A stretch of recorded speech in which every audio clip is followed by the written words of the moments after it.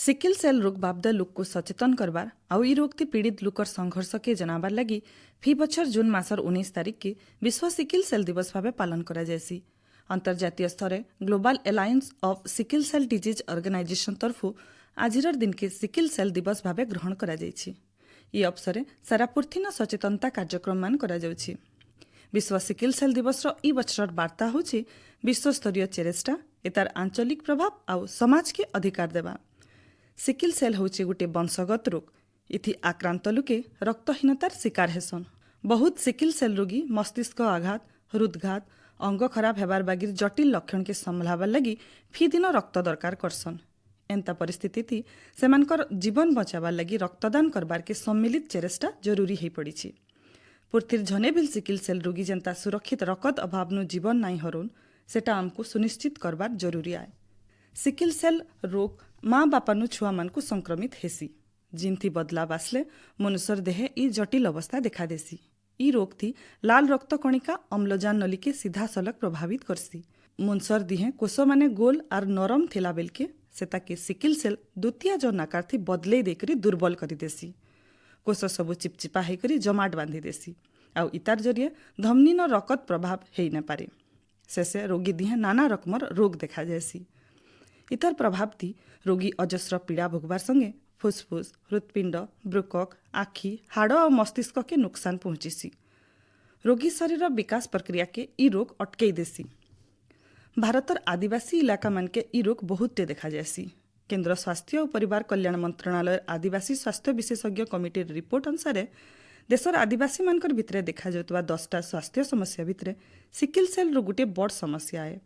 इताके नजर थी रखिकरी जातीय स्वास्थ्य मिशन अधीन थी 2016 मसीहा बेलके थैलेसेमिया आउ सिकिल सेल रोग उपरे काम करा जाइथिला।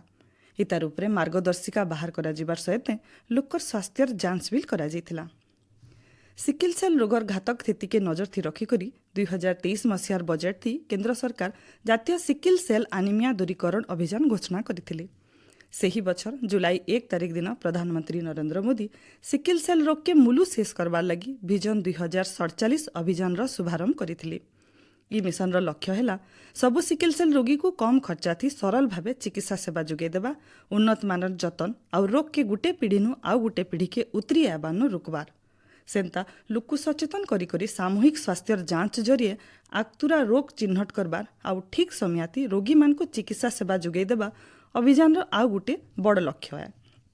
2023 मसीहा 2026 भितर 7 लाख लोकर स्वास्थ्य जांच करबार के अभियान थी लक्ष्य रखा जाइछि।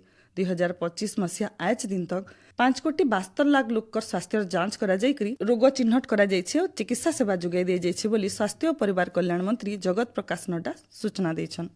सिकिल सेल मुक्त भारत गठन करबार दिगे आउ किछिटा सीढ़ी बाकी रहिছে। मिलित उद्यम बोले खूब जल्दी लक्ष्य हासिल हेबा बोली केंद्र स्वास्थ्य मंत्री श्री नड्डा कहिछन। गोटे तथ्य अनुसार सारा पृथ्वीर पाखापाखी 14.5% सिकिल सेल रोगी भारत न अछन। फी बछर देशे हाराहारी 42,016 जन शिशु सिकिल सेल रोगर जीन संगे जन्म नेसन। ई क्षेत्र थी भारत पृथ्वीर 2 नंबर देश है। 2010 मसीहार ई संख्या इहादे केतनी केते बढ़ी सारिछि। हेतिर लगी जातीय सिकिल सेल आनिमिया दूरीकरण अभियान जरिए रोगी चिन्हट आउ चिकित्सा के अतका ध्यान दिया जाउछि। सबुनु जह सिकिल सेल प्रभावित 17टा राज्यर 278टा जिला के केंद्र सरकार अलगा भावे पदक्षेप नौछन। इथि ओडिशा बिल रहिछि। 2047 मसीहा तक देश के सिकिल सेल मुक्त करबार लगी केंद्र सरकार अभियान के सबु राज्य मिसिकरी सहयोग करुछन। विश्व सिकिल सेल निरोधी दिवस 2025 खाली गुटे स्वास्थ्य सुरक्षा दिवस नुहे। ई रोगर मुकाबिला दिगे सारा पृथ्वी न बरकस पदक्षेप नेबार के आह्वान दिया जाउछि। फी बछर रक्त सिकुली रोग थी पृथ्वीर लाख लाख लोग प्रभावित होछन।